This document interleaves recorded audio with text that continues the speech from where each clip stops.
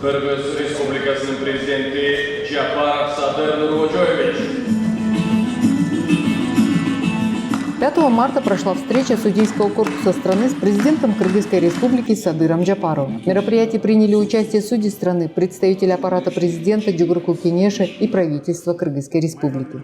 В своей речи глава государства отметил, что несмотря на то, что в обществе в адрес нынешней судебной системы высказывается множество негативных отзывов, у него есть твердая уверенность в том, что в судейском корпусе собраны профессиональные, честные, преданные, добросовестные и мужественные люди, готовые и дальше с честью исполнять свой священный долг перед народом по утверждению справедливости и законности. Буюрса, жакынкы арада жаңы конституция кабыл алынып, мамлекетибизде конституциялык чоң реформалар ишке ашырыла баштайт.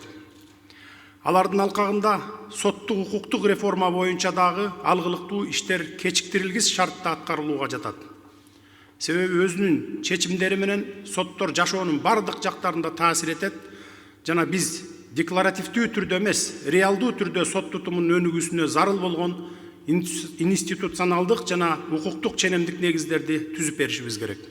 Поздравляя судей с профессиональным праздником, исполняющая обязанности председателя Верховного суда Нургуль Бакирова отметила, что каждая профессия почетна, но перед судьями стоит высокий уровень ответственности и требует не только знаний, опыта и профессионализма, но и быть образцом великодушия, честности и справедливости. Также подчеркнула, что только справедливое судебное решение способно повысить доверие граждан к судебной системе. Соттордун калыс чечимдери жарандарыбыздын акыйкаттыкка болгон ишенимин бекемдеп, укуктук стабилдүүлүктү камсыз кылат. Ал өз кезегинде өлкөдө саясий стабилдүүлүктүн орун алышына өбөлгө түзөт. Сот тутуму бул жооптуу милдетти татыктуу аткарат деп мен сизди ишендирип кетким келет. Затем состоялась конференция Ассоциации судей Кыргызской республики, на которой в состав правления вместо судьи Верховного суда Нархан Базаралиевой, ушедшей в отставку по собственному желанию, была избрана судья Верховного суда Дилара Арстамбаева.